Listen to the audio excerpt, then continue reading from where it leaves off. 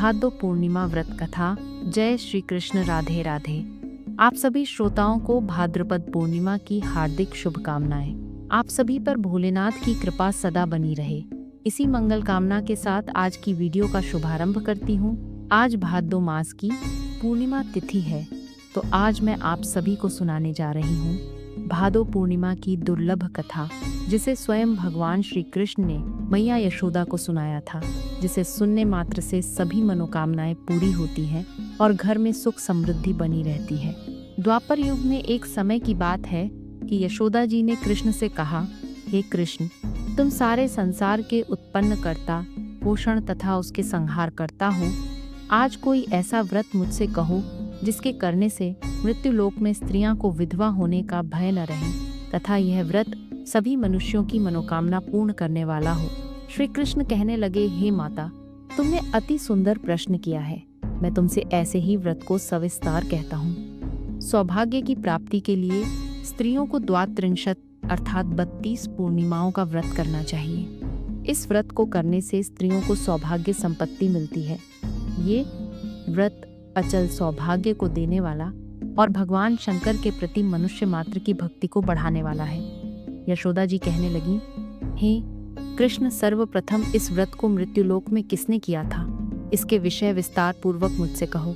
श्री कृष्ण जी कहने लगे कि इस भूमंडल पर एक अत्यंत प्रसिद्ध राजा चंद्रहास से पालित अनेक प्रकार के रत्नों से परिपूर्ण कातिका नाम की एक नगरी थी।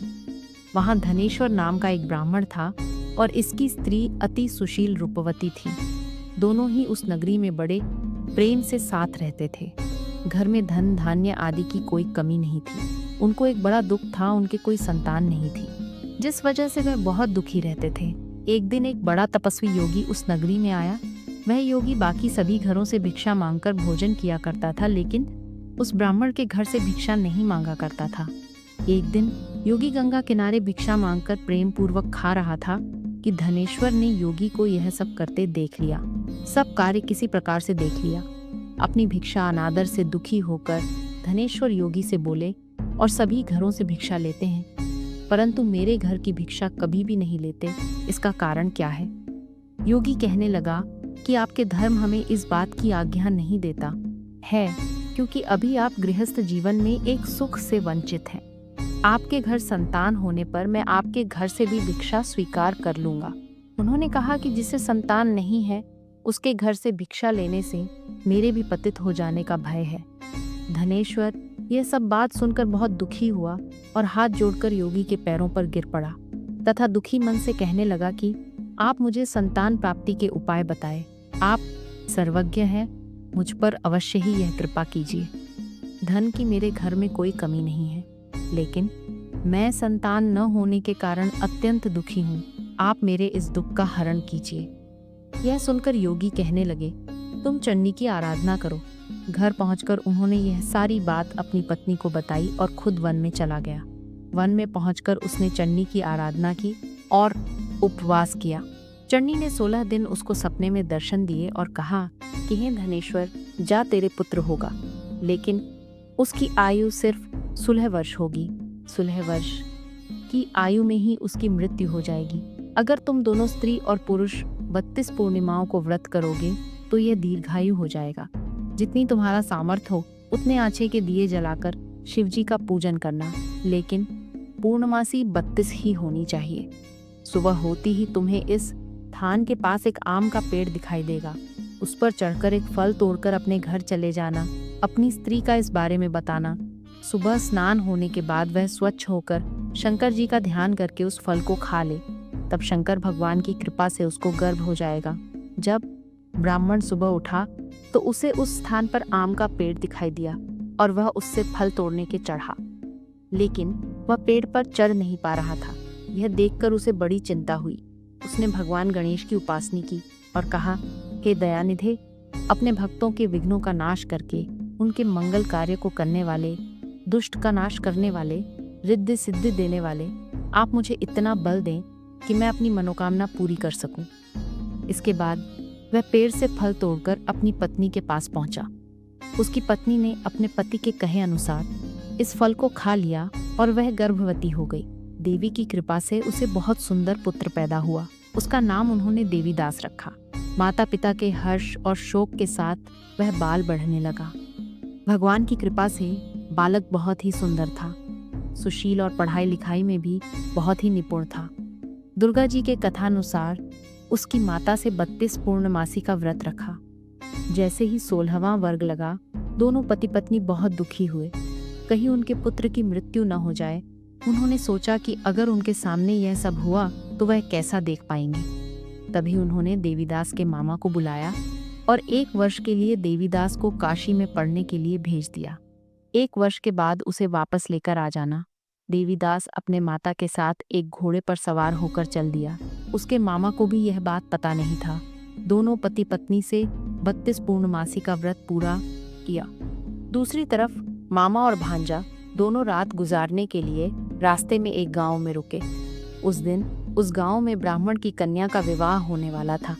जिस धर मशाली में वर और बारात के बाकी लोग रुके हुए थे, उसी धर्मशाला में देवीदास और उसका मामा ठहर गए। उधर कन्या को तेल आदि चढ़ने के बाद जब लग्न का समय आया तो वर की तबीयत खराब हो गई। वर के पिता ने अपने परिवार वालों से विचार विमर्श करके कहा कि ये देवीदास मेरे पुत्र जैसा ही है, मैं इसके साथ लगन करा दूं और बाद में बाकी सारे काम मेरे बेटे के साथ पूरे हो जाएंगे।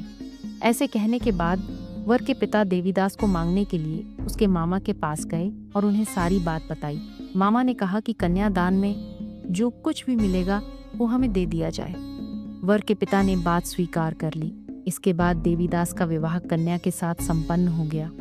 इसके बाद वह अपनी पत्नी के साथ भोजन न कर सका और मन में विचार करने लगा कि न जाने यह किसकी पत्नी होगी।